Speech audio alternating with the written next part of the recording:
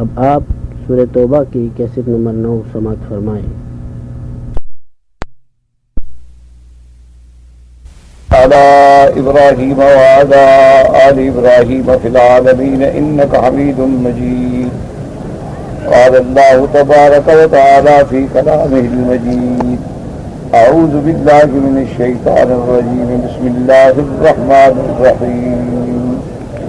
فإذا انسلخ الأشهر الحرم فاقتلوا المشركين حيث وجدتموهم وخذوهم واحصروهم واقعدوا لهم كل مرصد فإن تابوا وأقاموا الصلاة وآتوا الزكاة فخلوا سبيلهم إن الله غفور رحيم. وإن أحد من المشركين استجارك فأجره حتى يسمع كلام الله ثم أبلغه مأمنه ذلك بأنهم قوم لا يعلمون. قال المؤلف والمفسر رحمه الله تعالى: أدام النفع بعلومه وعلومكم في الدارين آمين. إلى أن قال: يقول تعالى لنبيه صلوات الله وسلامه عليه: وإن أحد من المشركين استجارك الذين أمرتك بقتالهم وأحللت لك استباحة نفوسهم وأموالهم استجارك أي استأمنك فأجبوا إلى طلبته حتى يسمع كلام الله. القرآن تقرأه عليه وتذكر له شيئا من أمر الدين تقيم به عليه حجة الله ثم أبلغ مأمنه أي وهو آمن مستمر الأمان حتى يرجع إلى بلاده وداره ومأمنه ذلك بأنهم قوم لا يعلمون. أي إنما شرعنا أمان مثل هؤلاء ليعلموا دين الله وتنتشر دعوة الله في عباده. المفسر رحمۃ اللہ علیہ سورۃ التوبہ کی ان آیات مبارکہ کی تفسیر بیان فرماتے ہیں کہ وَإِنْ أَحَدٌ مِّنَ الْمُشْرِكِينَ اسْتَجَارَكَ، اللہ پاک نے حکم فرمایا اپنے نبی صلی اللہ علیہ وسلم کو کہ اگر کوئی مشرکوں میں سے، چونکہ اب مشرکین کے خلاف اللہ نے قتال کا اذن دے دیا، جہاد کا حکم آ گیا کہ جب یہ مدت گزر جائے جو 4 مہینے ہم نے مہلت دی ہے، فَاقْتُلُوا الْمُشْرِكِينَ حَيْثُ وَجَدتُّمُوهُمْ وَخُذُوهُمْ، آپ ان کو قتل کریں، ان کو پکڑیں اور ان کو قید کریں اور ان کے ہر راستے پہ پہرا لگا دیں. ہاں اگر شرط یہ ہے کہ وہ توبہ کریں، نماز قائم کریں، زکاتیں ادا کریں تو اب وہ چھوڑ. اب یہاں ایک اور مسئلہ ہے کہ اگر مشرکین میں سے کوئی بندہ یہ چاہے کہ بھئی مجھے اجازت دیں، میں آپ کے پاس آنا چاہتا ہوں آپ کے ملک میں، اور میں چاہتا ہوں کہ میں اللہ کا قرآن سنوں، تو اللہ نے حکم دیا کہ اس کو اجازت دے دو، اس کو اجازت دے دو تاکہ وہ اللہ کا قرآن سنیں، آپ اس پہ اللہ کا قرآن پڑھیں، اللہ کا دین اس پہ پیش کریں، اور اگر اللہ ہدایت دے دے اسلام لے آئے تو الحمدللہ پھر تو ہمارا بھائی ہو گیا ہو، اور اگر وہ اسلام قبول نہ کرے تو پھر اس کو اس کے امن والی جگہ پر، یعنی اس کو اس کے ملک میں، گھر میں، اس جگہ پر پہنچانا بھی ذمہ داری ہے کہ پہنچائیں. ذالک بأنہم قوم لا یعلمون، اللہ تبارک و تعالی نے ارشاد فرمایا کہ یہ بات ہم نے اس لیے اجازت دی ہے کہ یہ لوگ تو شریعت اللہ کو نہیں جانتے، اللہ کے دین کو نہیں جانتے، تو یہ قریب آئیں گے، سنیں گے تو دین کو سمجھیں گے. تو اسی لیے علماء متاخرین نے رحمت اللہ علیہم اجمعین نے بھی یہی بات نکالی ہے کہ جیسے کوئی کافر اب اجازت لے کے، ویزا لے کے آتا ہے آپ کے ملک میں تو آپ اس کو اجازت دیں گے. ہاں جیسے معاملات ہیں اسی طرح اگر وہ دین سیکھنے کے لیے آنا چاہتا ہے تب بھی آپ اجازت دیں. اچھا، اس کے بعد یہ بھی اشارہ ہو گیا کہ حتی یسمع کلام اللہ، یعنی یہ اجازت نہیں کہ وہ کہے میں 2 سال بیٹھا رہوں، اتنی اجازت دیں کہ بس وہ اللہ کا قرآن سن لے، 2 دن 4 دن 10 دن 20 دن اندازہ ہو جائے کہ واقعی وہ قرآن سمجھنا چاہتا ہے، وہ اللہ کا قرآن سننا چاہتا ہے، وہ دین کی کام کی طرف رغبت لے رہا ہے اور کوئی فساد نہیں کر رہا ہے، تو آپ اجازت دے دیں اور اس کے بعد اس کو اس کے مقام پہ پہنچا دیں۔ تو اسلام کے بڑے عادلانہ احکام ہیں۔ تو اب ان آیت میں یہی مسئلہ اللہ نے بیان فرمایا جس کو مفسر تفسیر فرما رہے ہیں کہ یقول تعالی لنبیہ صلوات اللہ وسلامہ علیہ، اللہ پاک نے اپنے پیغمبر سیدنا محمد مصطفیٰ صلی اللہ علیہ وسلم ارشاد فرمایا وَإِنْ أَحَدٌ مِّنَ الْمُشْرِكِينَ، جن کے بارے میں ہم نے آپ کو حکم دیا ہے قتال کا، وَأَحْلَلْتُ لَكَ اسْتَبَاحَةَ نُفُوسِهِمْ وَأَمْوَالِهِمْ، اور جن کو ہم نے آپ پہ حلال کیا ہے کہ ان کو قتل کرنے کی بھی اجازت ہے، ان کے مال لینے کی بھی اجازت ہے، استجارہ کا استامانہ کا آپ سے امن طلب کرے، مہلت طلب کرے، فَأَجِبْهُ إِلَىٰ طَلَبَتِهِ، اس کی بات قبول کر لیں، حَتَّىٰ يَسْمَعَ كَلَامَ اللَّهِ، تاکہ وہ اللہ کا قرآن سنے، اللہ کے قرآن کے اثرات اس پہ ہو جائیں اور اس کو امر دین کا ذکر کریں تاکہ تقیم بہ علیہ حجت اللہ۔ اب 2 باتیں ہوں گی، یا اسلام لے آئے گا، اگر اسلام نہ لے آئے تو اللہ کی حجت تو پوری ہو گئی نا کہ دین پہنچ گیا، قرآن پہنچ گیا۔ وہ یہ تو نہیں کہے گا قیامت میں ہمیں تو جی بتایا ہی نہیں گیا، ہمیں تو قرآن سننے کا موقع نہیں دیا گیا، ہم تو سننا چاہتے تھے لیکن ہمیں تو قریب بھی نہیں آنے دیا مسلمانوں نے۔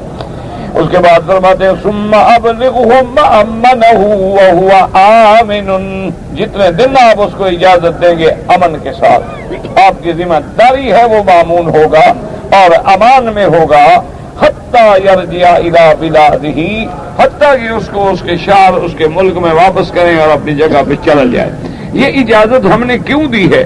ذالک بانہم قوم لا یعلمون، ای انما شرعنا امان مثل ہؤلاء، ہم نے کیوں اجازت دی؟ لیعلموا دین اللہ، تاکہ اللہ کا دین سیکھیں، وتنتشر دعوت اللہ فی عبادہ، اور اللہ کے دین کی دعوت جو ہے وہ دنیا میں عام ہو جائے، تو سب پر اللہ کے دین کی دعوت پہنچ جائے۔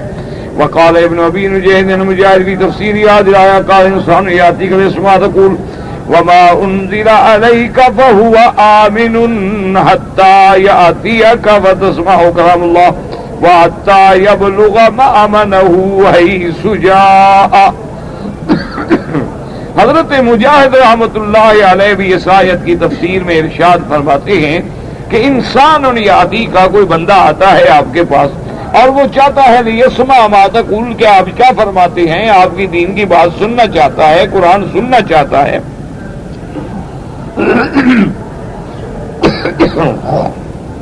تو آپ اس کو امان دے دیں۔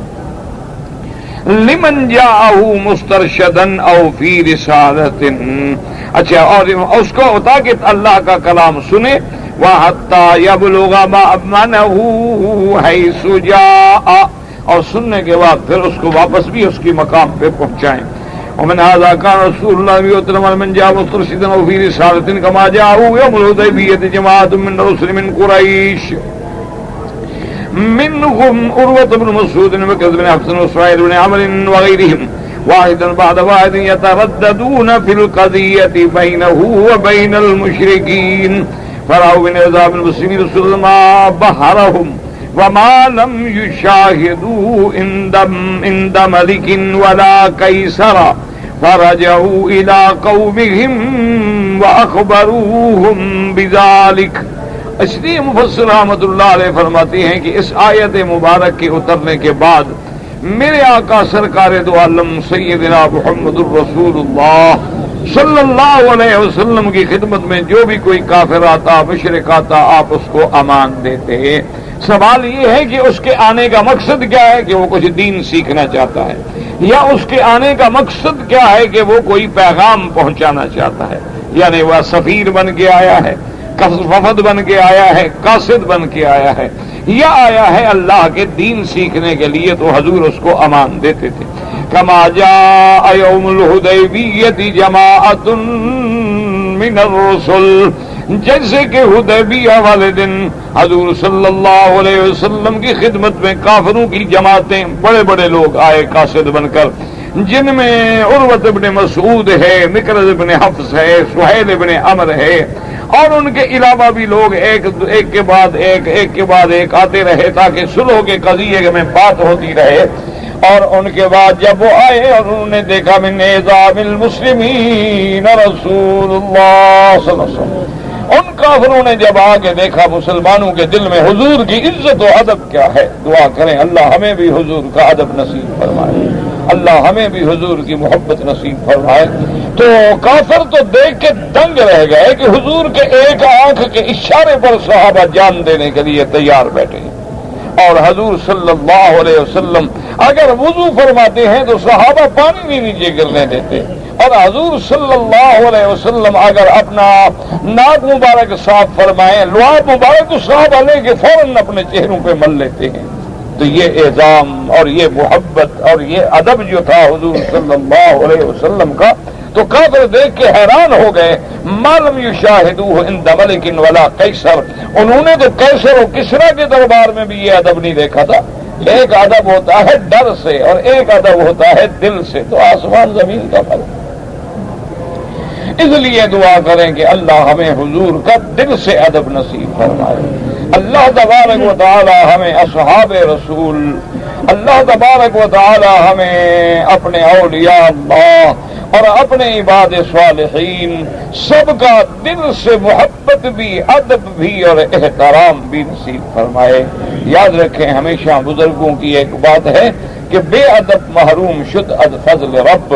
بزرگ کہتے ہیں کہ جو بے ادب ہوتا ہے وہ اللہ کے فضل سے محروم ہو جائے اور اللہ کی رحمتوں سے محروم ہو جائے۔ اس لیے جب بھی ہر لحاظ سے اللہ کے انبیاء علیہم السلام، اصحابہ کہ رضوان اللہ علیہم اجمعین، تابعین، تبع تابعین، ائمہ مجتہدین، محدثین، فقہاء، اولیاء اللہ رحمت اللہ علیہم اجمعین، اللہ ان پہ کروڑوں رحمتیں نازل فرمائے، اور اللہ ہمیں ان سب کا غلام بنائے اور ادب نصیب فرمائے۔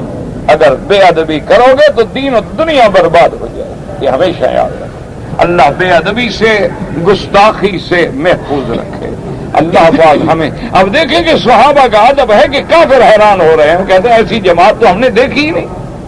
اس لیے جب وہ واپس آئے تو مشرکین کو آگے بتایا، انہوں نے کہا تم اس جماعت کا کیسے مقابلہ کرو گے جو حضور کے اشارے پہ جان دینے کے لیے تیار بیٹھے ہوں۔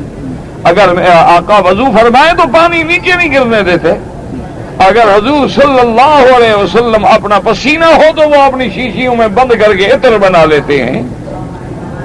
اور صحابہ کہتے ہیں کہ حضور کے سامنے جب ہم بیٹھتے تھے ہمیں جرأت نہیں ہوتی تھی سوال کرنے کی، ہم اس ادب سے بیٹھتے تھے کہ گویا ہمارے سروں پہ پرندے بیٹھے ہوئے ہیں۔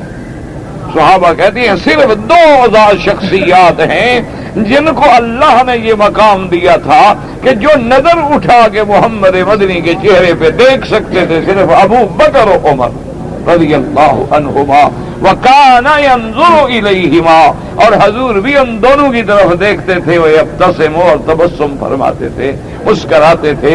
تو یہ شان جو ملی ہے یہ ہے مقام ادب۔ اسی لیے ہم نے دیکھا ہے اپنے اساتذہ میں، الحمدللہ اپنے علماء میں، کہ اپنے استاذوں کا اتنا ادب ہے، اللہ اکبر، اور کتاب جو کتاب پڑھ رہے ہیں اس کتاب کا بھی ادب۔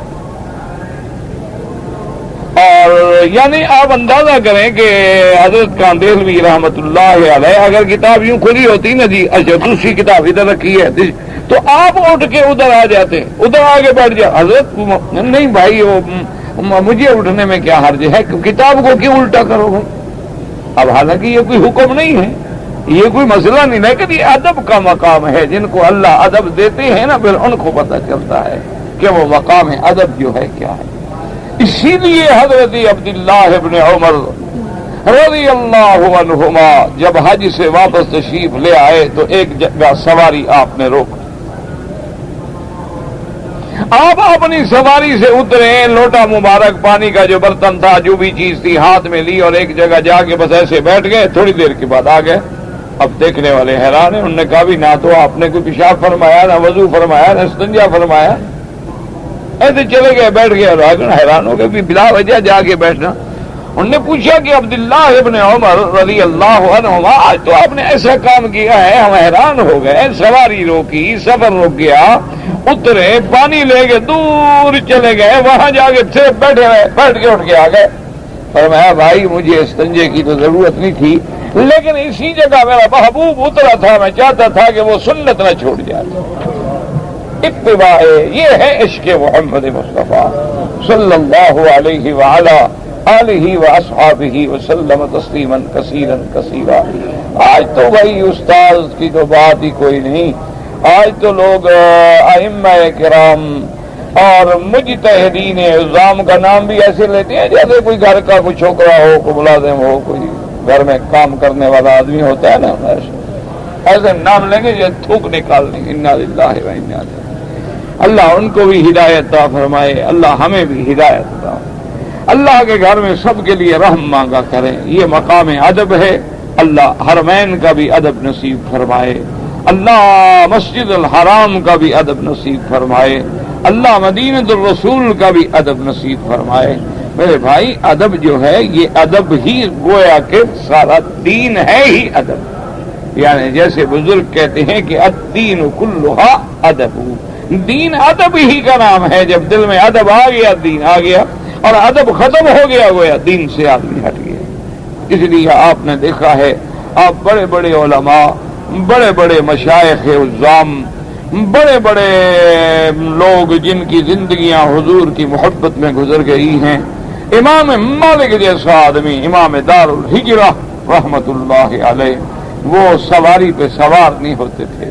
بڑے بڑے ائمہ، بڑے بڑے علماء جب مدینہ منورہ میں جاتے، ذل حلیفہ سے اس زمانے میں پرانے تھے، اب تو اللہ کا شکر ہے کہ اتنی ترقی ہو گئی اور راحت مل گئی. تو اس زمانے میں تو سڑکیں بھی کوئی نہیں تھی، پتھر کے راستے ہوتے تھے. پتھر پہ چلنے کا آپ کو اندازہ ہے. تو سواریوں سے اتر جاتے تھے کہ بھئی اب پیدل جائیں گے اور درود پڑھتے ہوئے جائیں گے، اب حضور کا شہر نظر آ رہا ہے. تو یہ مقام محبت ہے. یہ مسائل نہیں ہوتے، ہر چیز کے آداب ہیں. اب دیکھو نا شریعت میں ادب ہمیں حکم ہے نماز کے لیے پہلے کیا کرو؟ وضو. یہ شریعت کا حکم کیا ہے؟ ہم نے وضو کرنا. وضو کیا کرنا ہے؟ یہ 3 دفعہ ہاتھ دھونا ہے، 3 دفعہ کلی کرنی ہے، ناک میں پانی دینا ہے، پھر چہرہ دھونا ہے، پھر اس کے بعد ہاتھوں کو دھونا ہے مرفق تک، پھر مسح کرنا ہے، پھر پاؤں دھونا. یہ وضو. اب شریعت کا حکم یہی ہے. اب یہ تو نہیں نا کہ اب وضو کے بھی آداب ہیں. یہ تو نہیں کہ ایسے ہاتھ دھو کے دوسرا ہاتھ اس کے منہ میں اور تیسرا ہاتھ اس کے منہ اور کہو وضو کر رہا ہوں. یہ کون سا وضو ہوا؟ آپ ٹانگیں اونچی کر رہے ہیں اور پاؤں نیچے کر رہے ہیں اور پاؤں ایسے دھو رہے ہیں کہ سارے کپڑے ساتھ والوں کے گئے. تو یہاں بھی ادب ہے کہ اتنا پانی کھولیں کہ پانی ضائع نہ ہو جائے. پانی اللہ کی نعمت ہے. آپ اگر ایک نہر پہ بھی بیٹھے ہوئے ہیں تو پانی میں اسراف نہ کریں. پھر اپنے ہاتھ ایسے دھوئیں کہ دوسرے کو ایذا کا باعث نہ بنے کہ ایذاء مسلم جو ہے وہ حرام ہے. پھر اپنی توجہ جو ہے وہ کامل وضو کی طرف رکھیں تاکہ کوئی جگہ جو ہے وہ خالی نہ ہو جائے. اور منہ دھوئیں تو یہ مانا نہیں کہ ایسے مارے کہ دور سے آواز آئے لوگوں کو پتہ لگے کسی نے تھپڑ مارا ہے اس کو. یہ مانا نہیں ہوتا. تو اب یہ ہے کہ حکم تو ہے ہمیں وضو کا. اب وضو کے آداب جو ہے وہ تو ہمیں خود سمجھ جانے چاہیے. اللہ نے عقل عطا فرمائی ہے کہ نہیں عطا فرمائی؟ اس لیے ہمیشہ یاد ہے. اب اللہ کے نبی نے فرمایا کہ نماز کے لیے آ رہے ہو، فرمایا علیکم السکینۃ والوقار. فرمایا خبردار ادب کے ساتھ چلو، وقار کے ساتھ چلو، مت دوڑو. جو تیرے مقدر میں ہے وہ نصیب ہو جائے گی. اگر رکعت چھوٹ گئی بعد میں پوری کر لو، لیکن دوڑنے کا حکم نہیں ہے. تاکہ اللہ کے گھر کی طرف آ رہے ہو تو وقار کے ساتھ، ادب کے ساتھ. چلنے میں بھی آداب ہے. اب یہ بتا دو یہ دوڑنا شروع کر دو کہ بس میں نے جو سانس چڑھا ہوا ہے اور کوئی پتہ نہیں اللہ اکبر بھی کہا ہے نہیں، میں نماز میں مل گیا ہوں. یہ کون سی نماز ہے؟ تکبیر تحریمہ ہی نہ کہو تو پھر نماز کیسے ہوگی؟ بعض لوگ ہوتے ہیں نا جی نماز جو کھڑی ہو وہاں سے دوڑ لگاتے ہیں، دوڑ لگا کے ایسے ملتے اس میں چڑھا ہو اس کو کوئی پتہ نہیں، کوئی اللہ اکبر کہنا ہے نہیں کہا، بس نماز مل گئی ہے مجھے. یہ کوئی شریعت نہیں. ہر چیز کا ادب ہے. وضو کے آداب ہیں، نماز کے آداب ہیں، طہارت کے آداب ہیں، غسل خانے میں جانے کے بھی آداب ہیں کہ پاؤں پہلے بایاں اندر رکھنا ہے، بعد میں دایاں اندر رکھنا ہے.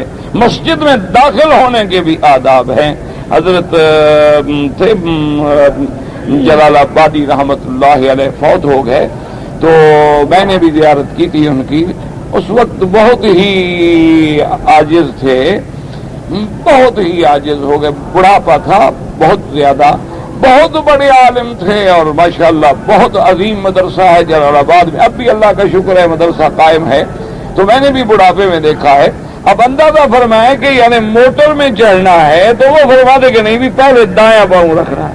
اچھا اب موٹر میں مشکل ہے، دایاں پاؤں کیسے رکھو؟ ابھی آپ جب جائیں گے نا موٹر میں، دیکھیں پہلے آپ کا بایاں پاؤں ہوا. کبھی آپ نے غور کیا؟ کبھی نہیں سوچا ہوگا. لیکن بزرگ ہر بات پہ ڈر کہ بھی حضور پاک نے ہر چیز میں جو دائیں چیز کو مقدم. اچھا وہ پہلے لازماً دایاں پاؤں رکھتے پھر بایاں پاؤں رکھتے، بےچارے کئی دفعہ سیدھا الٹا ہونا پڑتا. لیکن اور بڑھاپا، کمزوری، بیٹھنا مشکل، اٹھنا مشکل. تو اب یہ کوئی بات نہیں. اب آپ کہیں جی کہ بھئی حکم تو نہیں ہے کہ موٹر میں بھی دایاں پاؤں رکھو. تو حدیث مبارک ہے کان یحب التیامن، حضور ہر چیز میں دائیں کو پسند فرماتے تھے. کلہا، ہر معاملے میں. صرف ایک جگہ ہے جہاں بایاں پاؤں پہلے رکھیں گے اور وہ کیا ہے؟ حمام. جب آپ غسل خانے میں جائیں گے تو پہلے بایاں پاؤں، یا مسجد سے جب آپ نکلیں گے تو پہلے. یہ ایک آداب ہیں. تو یہ محبت ہوتی ہے. اللہ سے دعا کریں اللہ ہمیں اتباع سنت کی توفیق عطا فرمائے. آپ نے کبھی خیال نہیں کیا ہوگا لیکن ہم نے اپنے اساتذہ کو دیکھا ہے کہ سب سے پہلے قمیض پہن رہے ہیں تو پہلے دایاں بازو دیں گے، اس کے بعد کپڑا گلے میں ڈالیں گے، پھر بایاں بازو پہنیں گے. مجال ہے کہ اس کی خلاف ورزی ہو جائے. سرما پہننا ہے، مجال ہے کہ اسے ہاتھ میں لے لیں، پہلے دائیں ہاتھ میں. حجامت بنائیں گے تو پہلے ہدایت کریں گے بھائی ایسے کھڑے ہو اور میرے دائیں ہاتھ سے شروع. وجہ کیا ہے؟ تاکہ اتباع سنت رسول اللہ صلی اللہ علیہ وعلا آلہ واصحابہ وسلم تسلیما کثیرا کثیرا. دعا کرو اللہ پاک ہمیں بھی، آپ کو بھی، ہماری اولادوں کو بھی، سب کو حضور کا غلام بنا دے اور اتباع سنت محمد مصطفیٰ نصیب فرما دے اور حضور کی محبت کا کوئی قطرہ نصیب فرما دے تاکہ اسی محبت میں زندگی گزرے اور حضور کی محبت میں موت آئے. اس لیے وہ سلامت اللہ علیہ فرماتے ہیں کہ اب دیکھو کہ جب وہ آئے براؤ من اعظام المسلمین رسول اللہ صلی اللہ علیہ وسلم بہرہم، کہ جب کافروں نے دیکھا کہ صحابہ حضور کی کیسے عزت کرتے ہیں وہ تو حیران ہو گئے. ما لم یشاہدوہ عند ملک ولا کیسر، ان نے کسی بادشاہ کے دربار میں یہ ادب نہیں دیکھا تھا، یہ محبت نہیں. فرجعوا الی قومہم واخبروہم بذالک، جب واپس آئے انہوں نے اپنی قوم کو بتلایا کہ کیسے صحابہ حضور کا ادب کرتے ہیں. وَكَانَ ذَلِكَ وَأَمْثَالُهُ مِنْ أَكْبَرِ أَسْبَابِ ہدایت اکثرہم، بہت سارے لوگوں کو یہ منظر جو تھا وہ ہدایت کا ذریعہ بن گیا کہ یہ ادب جو ہے نا وہ دوسروں کو ہدایت اسلام کا ذریعہ بن گیا. اللہ تبارک و تعالی اسی طرح میں نے سنا ہے، اللہ عالم، یعنی اس واقعے کے اندر کس قدر حقیقت ہے. مجمع الفہد جو ہے مدینہ منورہ میں جہاں قرآن چھپتے ہیں، اللہ بادشاہ سلامت کو زیادہ سے زیادہ اجر عطا فرمائے کہ انہوں نے جو قرآن کی خدمت کی ہے نا اس دنیا میں کوئی مثال نہیں. آپ نے کبھی غور نہیں کیا ہوگا یہ قرآن شریف جو مدینہ منورہ میں چھپ رہا ہے نا، اس کے کاغذ پہ غور کریں، اس کی طباعت پہ غور کریں، اس کی پرنٹنگ پہ غور کریں، اس کی سیت پہ غور کریں، اس کے جلد پہ غور کریں، اس کی ترتیب پہ غور کریں، تدوین پہ غور کریں، اور آپ کو پتہ لگے گا کہ انہوں نے کیا خدمت کی ہے قرآن. اللہ تبارک و تعالی قبول فرما لے. اور پورے عالم میں الحمدللہ اس ملک نے قرآن پہنچایا اور کوشش فرمائی کہ ہر زبان میں ترجمہ ہو جائے. تو اس میں اب یہ مسئلہ تھا کہ قرآن شریف جب لکھا جاتا ہے لازمی بات ہے کوئی کہیں لفظ غلط ہو گیا تو بھئی اس کو کاٹ دو پھر لکھو، کسی جگہ نقطہ کم پڑ گیا زیادہ نہیں بھی اس کو کاٹو اور لکھو تاکہ غلطی نہ آئے۔ تو وہ جو ٹکڑے جمع ہوتے تھے اب اس کا کیا کیا جائے؟ وہ ٹکڑے کو تھوڑے تو نہیں ہوتے نا جہاں لاکھوں قرآن چھپیں گے، تو اب اس کے لیے بطور خاص انہوں نے انتظام کیا، ایسی مشینیں منگوائی گئیں کہ ان میں ڈال دو اور وہ ہوا بن جاتے تاکہ بے ادبی نہ ہو اللہ کے قرآن۔ حالانکہ وہ قرآن میں جمع ہی نہیں ہوا، وہ تو ابھی بن رہا ہے، لکھا جا رہا ہے، ابھی دفتین میں نہیں آیا ہے، لیکن اس میں قرآن کی آیت تو آ گئی ہے نا، اس لیے اہتمام کیا گیا۔ تو کہتے ہیں کہ بہت سارے غیر مسلم لوگ جو تھے قرآن کے اس ادب کو دیکھ کے متاثر ہو گئے کہ یہ قوم جب اللہ کے کلام کا اتنا ادب کرتی ہے تو ان کے دلوں میں پھر اللہ کے رسول کا کیسے ادب ہوگا اور اللہ کے فرامین کا کیسے ادب ہوگا۔ تو کئی لوگوں کی یہی باتیں جو ہیں وہ ہدایت کا ذریعہ بن جاتی ہیں۔ تو اس لیے مفسر رحمۃ اللہ علیہ فرماتے ہیں کہ بہت سارے لوگوں کو حدیبیہ میں صحابہ کے ادب کا جو منظر تھا وہ ہدایت کا ذریعہ بن گیا۔ وَلِهَذَا أَيْضًا لَمَّا قَدِمَ رَسُولٌ مُسَيْلَمَةَ الْكَذَّابِ عَلَى رَسُولِ اللَّهِ صَلَّى اللَّهُ عَلَيْهِ وسلم قَالَ لَهُ أَتَشْهَدُ أَنَّ مُسَيْلَمَةَ رَسُولُ اللَّهِ قَالَ نَعَمْ وقال رسول اللہ لولا ان رسلا تقتل ضربت عنقك۔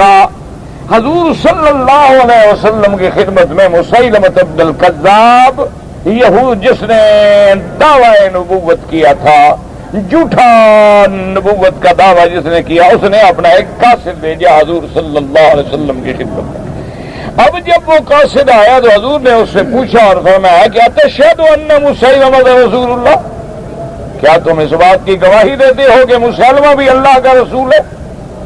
تو اس نے کہا کہ نعم۔ تو آپ نے فرمایا کہ لولا ان الرسل لا تقتل، اگر قاصدوں کو قتل نہیں کیا جاتا ورنہ لضربت عنقک، میں تیری گردن اڑا دیتا کہ تم جھوٹے نبی کے ماننے والے ہو۔ تو اسی لیے ویسے بھی مرتد کی سزا جو ہے وہ قتل ہوتی ہے، لیکن چونکہ وہ قاصد ہے تو حضور قاصد کو قتل نہیں کرتے تھے۔ اسی آیت پہ عمل کرتے ہوئے کہ ان احد من المشرکین استجارک، اگر وہ آپ سے امن مانگے تو آپ اس کو امن دیں اور حتی یسمع کلام اللہ۔ تو اس کے بعد حضور صلی اللہ علیہ وسلم آپ کی خدمت میں لمن جاءہ مسترشدا او فی رسالۃ، یا کوئی دین سیکھنے کے لیے آتا یا کوئی قاصد بن کے آتا تو اللہ کے پیغمبر جو ہیں اس کو امان دیتے تھے۔ آپ نے فرمایا اگر تو قاصد نہ ہوتا تو میں تیری گردن اڑا دیتا۔ وقد قید اللہ بالعنق فی امارۃ ابن مسعود علی الکوفہ۔ اب کہتے ہیں مفسر رحمۃ اللہ علیہ کہ اللہ کی شان دیکھو کہ یہی بندہ جس کو حضور نے فرمایا تھا نا کہ آج اگر تو قاصد نہ ہوتا میں تیری گردن اڑا، اللہ نے اس کی گردن اڑا دی۔ حضرت عبداللہ ابن مسعود رضی اللہ تعالی عنہ کے زمانے میں جب آپ کوفے میں تھے، اس کے بعد جناب فرماتے مسعود رحمہ اللہ تعالی کان یقال له ابن النواحہ، زہران فی زمان مسعود ادنو یشرو سے امر ساتھی فارسل الیہ ابن مسعود وقالوا انک الان لست فی رسالۃ وامر بی بضربۃ عنقہ لا رحمہ اللہ ولعنہ۔ تو اس کو ابن النواحہ کہتے ہیں۔ یہ پھر حضرت ابن مسعود یعنی عبداللہ ابن مسعود رضی اللہ تعالی عنہ جو فقہائے صحابہ میں سے ہیں اور جنہوں نے کوفے میں جا کے علم کا مرکز بنا دیا حضور پاک صلی اللہ علیہ وسلم کی سنت کا، تو جب آپ وہاں تھے تو ان کے زمانے میں یہ ظاہر ہو گیا۔ تو حضرت عبداللہ بن مسعود نے فرمایا اب تم قاصد بن کے نہیں آئے ہو، حضور کے زمانے میں تو قاصد بن کے آیا تھا، حضور نے چھوڑ دیا، اب میں تمہیں کہتے چھوڑوں، حکم دیا اڑا دو گردن اس کی، تو اس کی گردن اڑا دی گئی۔ مفسر کہتا ہے کہ لا رحمہ اللہ، اللہ اس پہ رحمت نہ کرے، جھوٹے نبی کو ماننے والا، لعنہ اللہ، بلکہ اللہ اس پہ لعنت کرے۔ تو اس لیے اللہ کے نبی کی زبان سے جو لفظ نکلتے اللہ نے وہ بھی سچے کر دیے۔ والغرض انه من قدم من دار الحرب الى دار الاسلام في اداء رسالة او تجارة او طلب صلح او مهادنة او حمل جزية او نحو ذلك من الاسباب وطلب من الامام او نائبه امانا اوتي امانا ما دام مترددا في دار الاسلام وحتى يرجع الى مأمنه ووطنه. اب مفسر رحمۃ اللہ علیہ فرماتے ہیں کہ مسئلہ کیا بھی نکلا کہ اگر کوئی شخص دار الحرب سے دار الاسلام کی طرف آتا ہے لیکن وہ قاصد بن کے آیا ہے او تجارت یا تجارتی معاملے میں آیا ہے او طلب صلح یا کسی مسئلے میں صلح کا طالب بن کے آیا ہے، صلح کرنا چاہتا ہے یا جزیہ دینے کے لیے آیا ہے اور نحو ذالک من الاسباب، ان امور میں سے کسی کام کے لیے آیا ہے، وطلب من الامام او نائبہ، اس نے امام وقت سے یعنی جو اس وقت بادشاہ ہے یا جو اس کا نائب ہے اس سے امان مانگی ہے، اوتی امانن، ان کو امان دی جائے گی، ما دام مترددا فی دار الاسلام، جب تک وہ مسلمانوں کے ملک میں رہے گا، شہر میں رہے گا، وہ امان میں رہے گا، وحتی یرجع الی مأمنہ ووطنہ، حتیٰ کہ وہ لوٹ جائے پھر اپنے گھر، اپنے وطن، اپنے مامن کو، یعنی اس کو ہم قتل نہیں کریں گے. تجارت کے لیے ہے، کافر آیا ہوا ہے، یا مسلمانوں سے کوئی صلح کرنی ہے، کوئی معاہدہ کرنا ہے، یا ان پر جو جزیہ ہے وہ جزیہ اکٹھا کر کے پہنچانے کے لیے آیا ہوا ہے تو اس کو ہم امان دیں گے اللہ کے حکم پر. لیکن قال العلماء لا يجوز ان يمكن من الاقامه في دار الاسلام سنه ويجوز ان يمكن من اقامه 4 اشهر وفيما بين ذلك فيما زاد 4 اشهر ونقصا سنه قولان.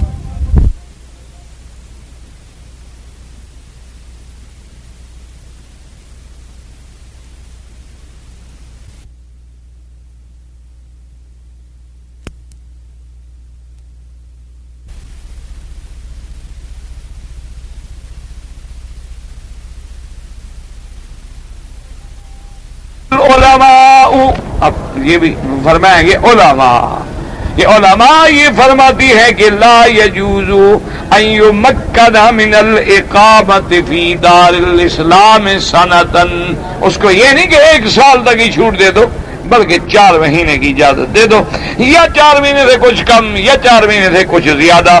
اور مفسر فرماتا ہے کہ اس مسئلے کے اندر امام شافعی رحمۃ اللہ علیہ اور ان کے علاوہ دیگر علماء کے 2 اقوال مبارک ہیں. بعض کہتے ہیں کہ سال سے کم ہو، بعض کہتے ہیں سال تک ہو، تو اس میں 2 اقوال ہیں. تو اب حافظ ابن کثیر رحمۃ اللہ علیہ جو خود اتنا بڑے عالم ہیں، جو محدث بھی ہیں، مفسر بھی ہیں، مؤرخ بھی ہیں، اللہ نے بڑا علم دیا ہے اور پھر اللہ نے ان کے علم کو اپنی رحمت سے قبول بخشا ہے. یاد رکھیں کہ کسی چیز کا قبول ہونا جو ہے اللہ کی رحمت سے. اب دیکھیں کہ بعض علماء ہیں بڑی بڑی انہوں نے دقیق کتابیں لکھی، بڑی بڑی محنتیں کی ہیں، لیکن کسی نے کتاب پڑھی بھی نہیں. اور بعض علماء ہیں ایسی سادہ سی کتابیں لکھی جاتی ہیں اور ساری دنیا میں پڑھی جاتی ہیں، تو یہ قبول اللہ ڈالتے ہیں، یہ کسی بندے کی طاقت نہیں. اسی طرح دیکھیں ابن کثیر رحمت اللہ علیہ کہ اللہ نے ان کی تفسیر کو کتنا بڑا قبول بخشا ہے کہ دنیا کے کسی ملک میں چلے جائیں اور کسی مدرسے میں چلے جائیں، وہ احناف کا ہے، وہ شوافع کا ہے، وہ مالکیہ کا ہے، وہ حنابلہ، ابن کثیر پڑھی جائے گی رحمت اللہ علیہ اجمعین. یعنی اللہ نے اتنا بڑا قبول بھی بخشا ہے، لیکن اس کے باوجود بھی وہ ائمہ اربعہ سے باہر نہیں نکلتے. کہ امام شافعی رحمت اللہ علیہ یہ فرماتے ہیں. اس لیے اندازہ کریں کہ ائمہ اربعہ کا کتنا بڑا مقام ہوگا کہ جب اتنے بڑے لوگ بھی ان سے باہر نہیں جاتے. اور اس کے بعد فرماتے ہیں کیف یکون للمشرکین عہد عند اللہ وعند رسولہ الا الذین عاہدتم عند المسجد الحرام فما استقاموا لکم فاستقیموا لهم ان اللہ یحب المتقین. يبين تعالى حكمته في البراءة من المشركين ونظرته إياهم 4 أشهر ثم بعد ذلك الصيف المريف أين سقفوا. فقال تعالى كيف يكون للمشركين عهد أمان ويتركون فيما هم فيه وهم مشركون بالله كافرون به ورسوله إلا الذين عاهدتم عند المسجد الحرام يعني يوم الحديبية كما قال تعالى هم الذين كفروا وصدوكم عن المسجد الحرام والهدي معكوفا حتى يبلغ محله الآية وما استقاموا لكم فاستقيموا لهم ما تمسكوا بما عقدتموهم عليه وعهدتموهم من ترك الحرب بينكم وبينهم 10 سنين. اب اللہ تبارک و تعالی حکمت بیان فرماتے ہیں کہ مشرکین کو یہ مہلت کیوں دی گئی. جب اللہ نے مشرکین کے قتال کا حکم دے دیا کہ 4 مہینے کے بعد ان کو جہاں ملے قتل کرو، تو یہ مہلت آخر 4 مہینے کی بھی کیوں دی گئی؟ وہ تو مشرک ہیں، وہ تو دشمن ہیں، وہ تو آدھا اللہ ہے، آدھا دین ہے. تو اب مفسر فرماتا ہے کہ اللہ نے حکمت بیان فرمائی مشرکین کی برات اور اس کی مہلت میں، اس کے بعد اجازت دی قتال کی. فرمایا کہ ان کو کیسے امان ہے اور وہ کیوں چھوڑے جائیں حالانکہ وہ اللہ سے بھی کفر کرنے والے، رسول سے بھی کفر کرنے والے. فرمایا حکمت ہے کیونکہ ان لوگوں سے معاہدہ ہوا تھا، صلح الحدیبیہ میں 10 سال کے لیے معاہدہ ہوا تھا. یہ الگ بات ہے کہ انہوں نے معاہدے میں خیانت کی، لیکن اللہ تبارک و تعالیٰ کی رحمت ہے، اللہ تبارک و تعالیٰ کا فضل ہے. اور پھر اسی میں بھی حکمت تھی کہ اللہ نے کتنے لوگوں کو ہدایت نصیب کر دی، کتنے لوگوں کو اسلام کا ذریعہ بن گیا. اللہ کا ہر حکم جو ہے وہ حکمت سے خالی نہیں ہوتا. اس لیے فرمایا الذین عاہدتم عند المسجد الحرام، وہ معاہدہ کون ہے؟ یوم الحدیبیہ. جیسے اللہ نے فرمایا هم الذین کفروا وصدوکم عن المسجد الحرام والهدی معکوفا ان یبلغ محلہ. اللہ نے فرمایا یہ کافر جنہوں نے روکا تم لوگوں کو مسجد الحرام آنے سے، اس حال میں کہ جانور قربانی کے لیے تیار کھڑے ہیں، ان کو محل اپنے مقام پہ پہنچنے سے روکا گیا. اللہ نے فرمایا یہ کافر ہیں، سب کچھ ہیں، لیکن فمستقاموا لکم، جب تک وہ اپنے عقد پہ، اپنے عہد پہ پکے رہیں، پکڑے رہیں، جمے رہیں، تو آپ بھی ان کو مہلت دیں. فاستقیموا لہم ان اللہ یحب المتقین. اللہ تبارک و تعالیٰ کو محبوب ہیں وہ لوگ جو وفا کرتے ہیں اپنے عہد پہ، جو پورا کرتے ہیں اپنے عہد. وقد فعل رسول اللہ صلی اللہ علیہ وسلم ذالک والمسلمون. مفسر فرماتا ہے کہ میرے محبوب نے، میرے مدنی پاک نے، سرکار دو عالم رحمت مجسم صلی اللہ علیہ وسلم، آپ نے بھی عہد پورا فرمایا اور صحابہ نے بھی عہد پورا فرمایا. استمر العقد والہدنۃ مع مکہ من ذی القعدۃ فی سنۃ 6 الی ان نقضت قریش العہد. اللہ تبارک و تعالیٰ کے نبی نے اور صحابہ نے اس عہد کو، صلح کو جو مکے والوں سے کی گئی تھی ذی القعدہ سنہ 6 ہجری میں، آپ قائم رہے الی ان نقضت قریش العہد، حتیٰ کہ قریش نے وہ عہد توڑا. ومالؤوا حلفاءهم وهم بنو بکر علی خزاعۃ احلاف رسول اللہ صلی اللہ علیہ وسلم وقتلوهم معهم فی الحرم ایضا.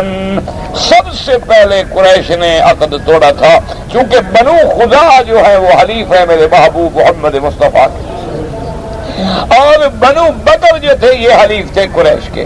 تو قریش نے بنو بکر کی مدد کر کے خزاعہ پہ حملہ کیا، بلکہ خزاعہ کے کچھ لوگ اگر حرم میں ہیں تو وہاں بھی قتال کیا. تو مشرکین نے عہد توڑ دیا، لیکن اللہ کے نبی اور اللہ کے نبی کے صحابہ اپنے عہد پہ قائم رہے. اس کے بعد کہتے ہیں من ذالک غداہم رسول اللہ صلی اللہ علیہ وسلم، ان کے عہد توڑنے کے بعد پھر میرے مدنی پاک نے چڑھائی کی فی رمضان سنۃ 7 8 ہجری میں. ففتح اللہ علیہ البلد الحرام ومکنہ من نواصیہم وللہ الحمد والمنہ. اب حضور پاک 8 ہجری میں آئے، اللہ نے آپ کو طاقت دی، اللہ نے مکہ بھی فتح کرا دیا اور کافروں کی پیشانیاں بھی پھر حضور کے آگے قیدی بن کے آ گئے. اور اس کے بعد فرماتے وَأَتْرَكَ مَن نَّصْرٌ مِّنْهُم بَعْدَ الْكَهْرِ وَالْغَلْبَةِ عَلَيْهِمْ فَصُمُّوا الطُّلَقَاءَ. باوجود اس کے کہ اب حضور غالب ہیں، اب حضور فاتح ہیں، اب وہ قیدی ہیں، لیکن جو بھی اسلام لایا انہوں نے کہا طلقاتوں بھی ہے وَقَانُوا قَرِيبًا مِنْ أَلْفَيْنِ 2000 کے قریب وَمَنْ اسْتَمَرَّ عَلَىٰ كُفْرِهِ وَفَرَّ مِنْ رَسُولِ اللَّهِ صلی اللہ علیہ وسلم بعث الیہ بالامان والتسییر فی الارض 4 اشہر یذهب حیث شاء۔ ایک تو وہ لوگ تھے جو مسلمان ہو گئے، ان کو تو حضور نے فرمایا طلقاء آزاد، تمہارے لیے کوئی سزا جزا نہیں۔ اچھا بعض لوگ تھے وہ کفر پہ پکے رہے، بعض لوگ تھے وہ کفر پہ رہے اور ڈر کے مارے بھاگ گئے، ان کو بھی حضور نے فرمایا ابھی 4 مہینے کے لیے تمہیں بھی امان ہے، کوئی بات نہیں، مکے میں واپس آ جاؤ، مکے میں رہو، 4 مہینے تک تمہیں کچھ نہیں کہا جائے گا، 4 مہینے کے بعد تمہیں پھر یہاں سے نکالا جائے گا۔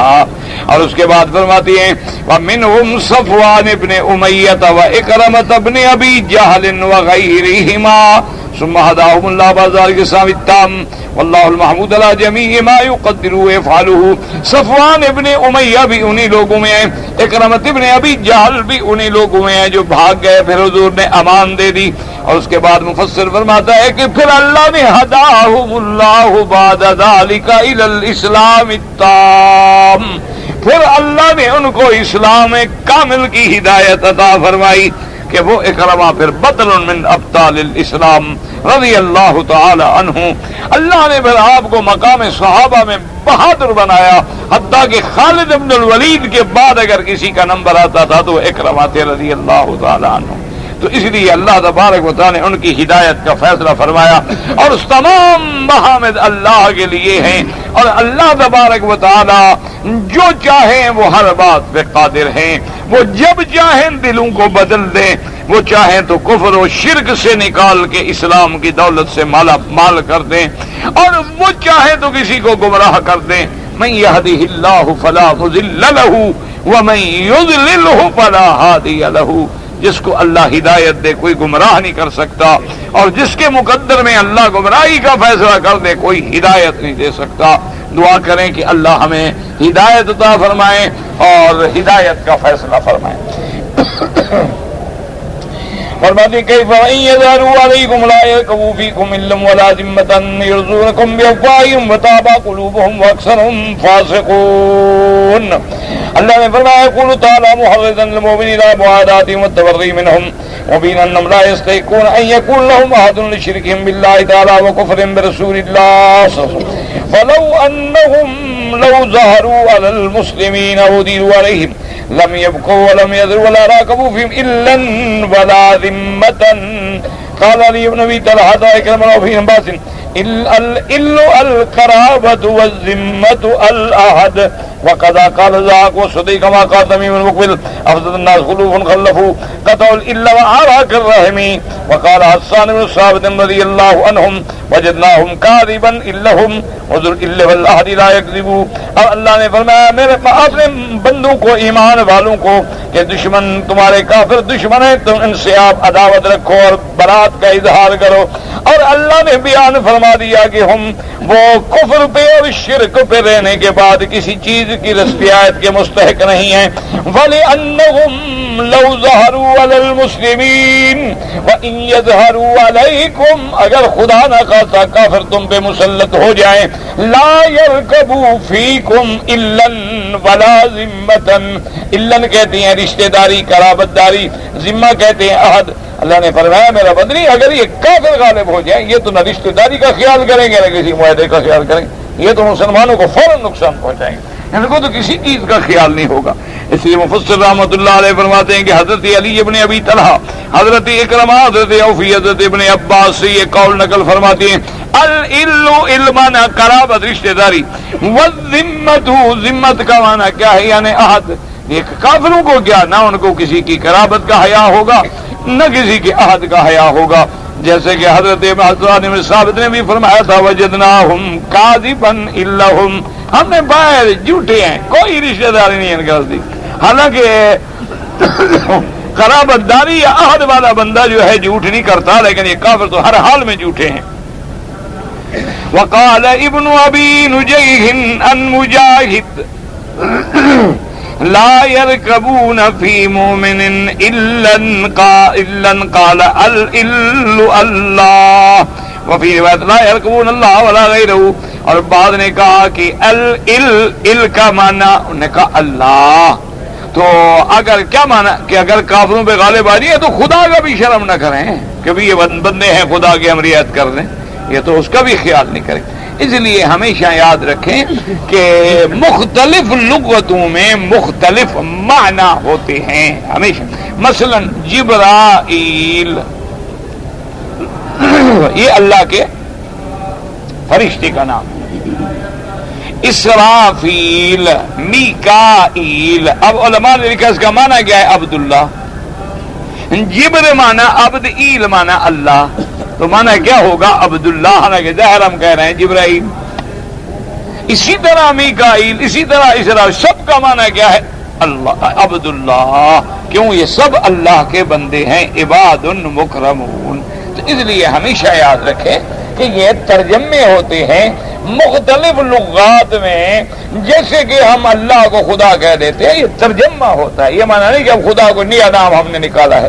اب جیسے کوئی کہے ایل, پھر نیا نام نکالا ہے, تو ایل بمانے اللہ ہے, جبرائیل یعنی عبداللہ, میکائیل عبداللہ, اسرافیل عبداللہ.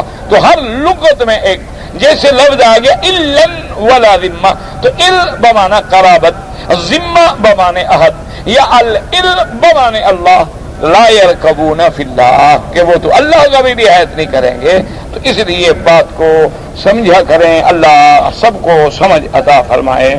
قال ابن جرير الدنيا کو قال ابن سیوان نبی مجلس فی قول لا يركبون فی مومن ولازمۃ مثل قولی. اچھا الحمدللہ مفسر نے بھی وہی تفسیر فرما دی. مثل قولی جبریل میکائیل اسرافیل كأنه يقول لا يركبون الله, والقول الاول اظهر واشهر عليه الاكثر.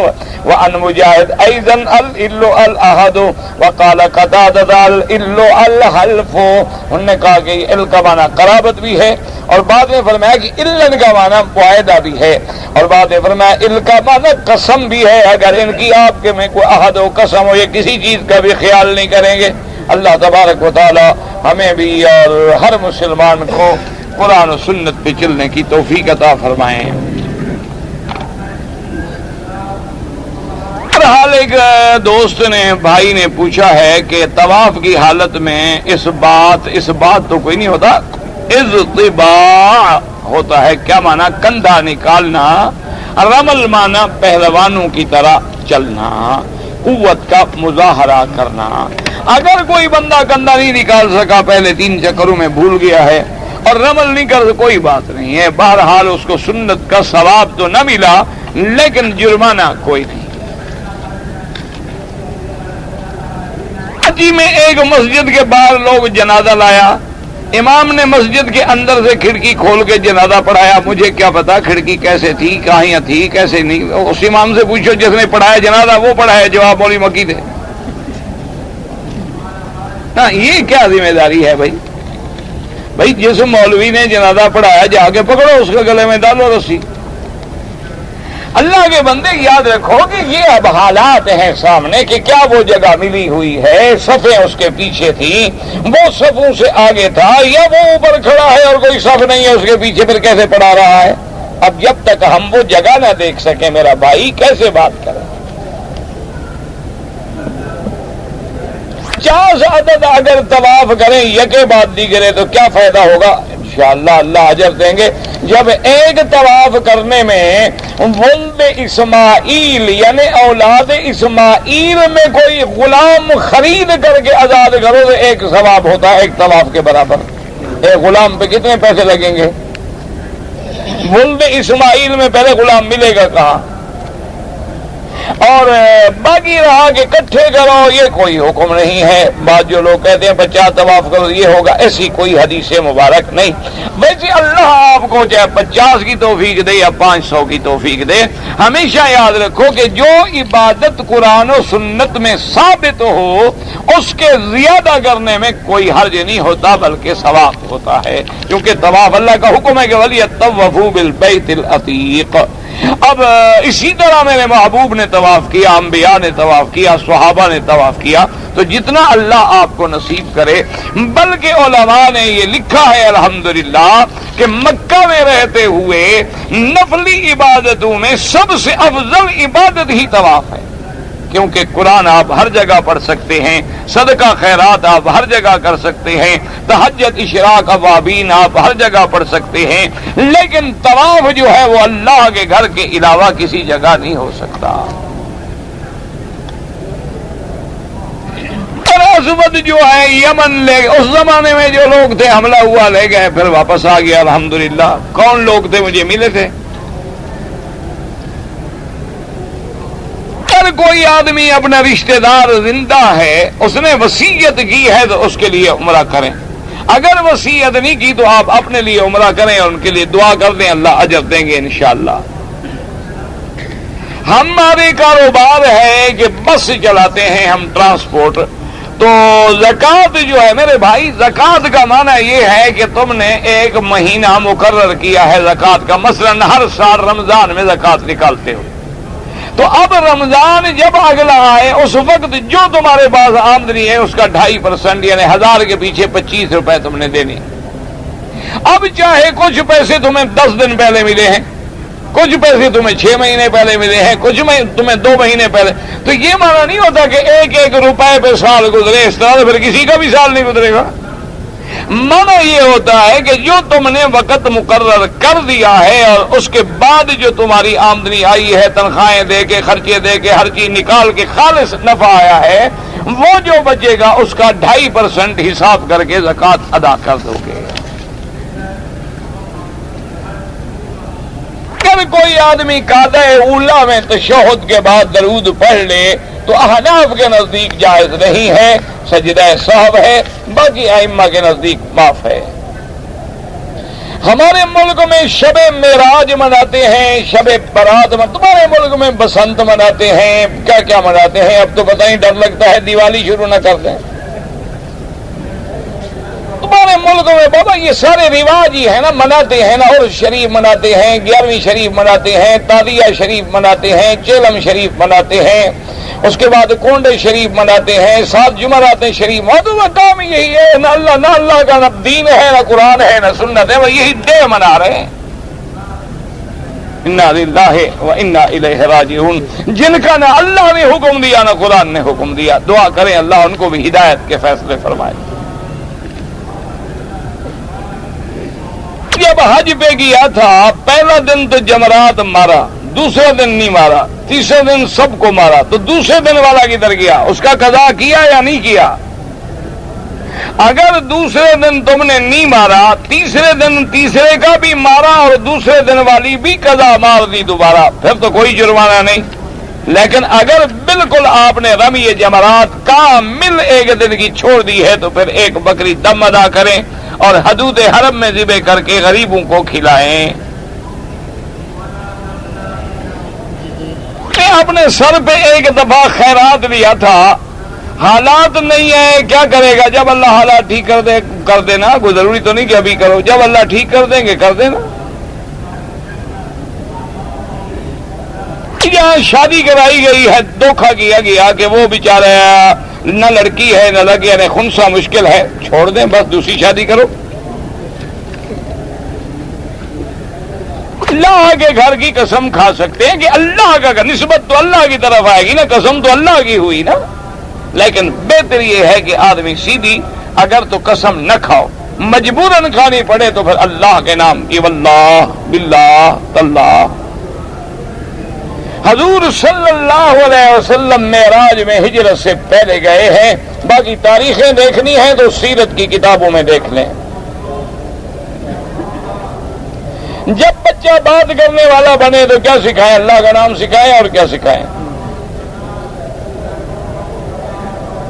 ایک بچی ہے جس کی کافی دن سے شادی نہیں ہو رہی، اللہ آسان فرمائے، دل سے دعا کریں اللہ جن کے گھروں میں بچیاں ہیں سب کے مستقبل روشن فرما، یا اللہ سب کو خیر کے، دین والے، رحمت والے رشتے نصیب فرما اور سب کی پریشانیاں جو ہیں وہ دور فرما۔ اور اللہ تبارک و تعالیٰ سے دعا کیا کرو، اللہ تبارک و تعالیٰ کے اسماء سے مدد پکڑو اور اللہ سے دعا کرو۔ بعض علماء نے لکھا یا جامع یا لطیف، اللہ کا نام ہے، پڑھ کے دعا مانگو، اللہ آسان کرے۔ میں نے ظہر کے بعد نیت کر کے جراب پہنا تھا، پھر مسح کر کے مغربی شاہ پڑھا۔ اگر نیت کر کے جراب پہنا ہے، امام ابو حنیفہ رحمۃ اللہ علیہ کے نزدیک موزہ ہو جس میں پانی داخل نہ ہو، باقی امام احمد بن حنبل رحمۃ اللہ علیہ کے نزدیک ان جرابوں پر بھی مسح جائز ہے۔ یہ آدمی انگوٹھوں میں پتہ نہیں پو مار کے، اچھا پھونک مار کے، یہ حدیث میں کوئی حکم نہیں، کوئی علاج کے لیے اللہ عالم اللہ کے نام پڑھ کے، جیسے حضور نے فرمایا کہ قل هو اللہ احد قل فلق قل بالناس پڑھ کے ہاتھوں پہ دم کر کے سارے بدن پہ حضور پھیرتے تھے، وہ بھی کوئی ایسی چیز پڑھتے ہوں تو اللہ عالم۔ جنازے میں اگر ایک سلام پھیرا جائے تو نماز تام ہو جاتی ہے، بالکل صحیح ہے۔ اور امام ابو حنیفہ رحمۃ اللہ علیہ کے نزدیک جنازے میں بھی دونوں طرف سلام ہے۔ بعض آدمی فرض نماز کے بعد سر پہ ہاتھ رکھ کے پڑھتے ہیں، جو پڑھتا ہے اس سے پوچھو کیا پڑھتے ہو۔ مشکل آج کل یہ ہو گئی ہے کہ جو نماز نہ پڑھے، مسجد کے اندر نہ آئے، اس کا کوئی دشمن نہیں۔ انا للہ و انا الیہ راجعون۔ اللہ کے آگے رونے کا مقام ہے، اور ہم کیا کہہ سکتے ہیں؟ بھئی جو نماز کے لیے نہیں آتا ہے، مسجد کے باہر کھڑا ہے، بدبخت اذان سن رہا ہے، اقامت سن رہا ہے، اس کے لیے کسی مولوی کی رگ نہیں پھڑکتی۔ جو آ جائے اس کو پکڑو، ہاتھ یوں کیوں ہوا اور یوں کیوں ہوا اور اوپر کیوں گیا اور نیچے کیوں۔ اللہ کے بندے آ گئے، خدا کے گھر میں عبادت کر رہا ہے، دعا کرو اللہ سب کی قبول فرمائے۔ اگر کوئی بات ہے محبت سے جا کے، پیار سے جا کے سمجھاؤ۔ ادعو الی سبیل ربک بالحکمت والموعظۃ الحسنہ۔ بیوی بیمار ہو گئی اور مزدلفہ میں ہم رات کو نماز پڑھ کے آ گئے، تو سوتے وقت میں نے اپنی بیوی کو بوسہ بھی دیا، زیادہ شہوت ہوا، ہم ملے، مجھے کیا پتا ملے کیا، یعنی مجامعت کر لی، ابھی احرام بھی نہیں کھلا، پھر تو ماشاءاللہ ایک بدنہ ادا کرو، یعنی اونٹ یا گائے۔ وہ بیمار ہے اور حضرت اپنے شوق میں ہے۔ انا للہ و انا الیہ راجعون۔ اور ویسے ملے ہو تو بس صدقہ خیرات کر دو۔ کہتے ہیں جی کہ بعض طالب جو ہیں وہ سو جاتے ہیں، آپ ساتھ بیٹھ کے ان کو جگایا کریں، یہ بھی میری ذمہ داری ہے۔ کہتے ہیں بوڑھے آدمی ہیں، گھر والے تو سونے نہیں دیتے، یہی انہوں نے بھی سبق کا مسجد کا سہارا لیا ہوا ہے، یہاں آ کے آرام ملتا ہے، کدھر جائیں؟ گھر والے تو کہتے ہیں جی جلدی نکلو، کھانس رہا ہے، خام خواہ سر کھا رہا ہے۔ ہمارے کافی رشتہ دار ہیں جو چھٹیوں میں کافروں کے ملک میں جاتے ہیں، بلا وجہ جانا جائز نہیں۔ وضو طواف میں ٹوٹ جائے تو دوبارہ کر کے شروع کریں۔ میں نے نماز چھوڑا تھا، توبہ کریں، اور زندہ ہیں تو قضا بھی کریں۔ ملک سے آیا تھا تو کام کی نیت سے، لیکن میں نے حج کیا، انشاءاللہ فرض بھی ادا ہو گیا۔ ایک حادثے میں آدمی مر گیا، حکومت نے جو رقم دی ہے وہ بالکل اس کے ورثاء کو ملے گی، جائز ہے، حلال ہے۔ پر اگر مجھے لگا ہے وہ سوکھ جائے اتار دیں، کوئی وضو نہیں ٹوٹتا ہے۔ اگر ایک یتیم لڑکی کی شادی ہے، اس میں میں رقم دوں، مدد کروں، بالکل اللہ بہت اجر دیں گے۔ مبارک کب کنگھی کریں؟ جب ضرورت ہو۔ جمعہ کی آذان کے بعد کاروبار بالکل نہ کریں، بند۔ اذا نودی للصلاۃ فاسعوا الی ذکر اللہ واللہ اعلم وعلمہ اتم. یا الہ العالمین عالم اسلام بھی اپنی رحمت نازل فرما. یا اللہ اس بلد اللہ الامین کو قیامت تک اور حاسد کے حسد سے اور فتنہ گروں کے فتنوں سے محفوظ فرما. یا الہ العالمین اس کے امن کو، استحکام کو، استقرار کو قیامت تک باقی فرما. یا اللہ بے بیماروں کو شفا عطا فرما، بے حیاؤں کو حیا عطا فرما، بے دینوں کو دین عطا فرما، بے اولادوں کو اولاد عطا فرما، قرض داروں کے قرض عطا فرما، جن کا رزق تنگ ہے ان کے رزق میں برکتیں عطا فرما. یا اللہ ہمیں مانگنا بھی نہیں آتا، بغیر مانگے عطا فرما. یا اللہ جو تیرے بندے تیرے دین کا کام کر رہے ہیں ان کی حفاظت فرما، ہر شر سے محفوظ فرما، ہر حملے سے محفوظ فرما. ربنا تقبل منا انك انت السميع العليم. اللهم انا نعوذ بك من جهد البلاء ودرك الشقاء وسوء القضاء وشماتة الاعداء. اللهم وفقنا لما تحب وترضى. اللهم انصر المجاهدين في فلسطين وكشمير وفي شيشان. اللهم انصرهم في كل مكان. اللهم أيدهم بنصرك يا قوي يا عزيز. اللهم اهلك أعداءك من اليهود ومن شايعهم. اللهم اهلكهم انزل عليهم بأسك الذي لا يرد عن القوم المجرمين. اللهم احفظ سائر بلاد المسلمين وهذا البلد الأمين واجعلها آمنا مطمئنا سخاء رخاء إلى يوم الدين برحمتك يا أرحم الراحمين. صلى الله تعالى على خير خلقه سيدنا محمد وآله وصحبه أجمعين.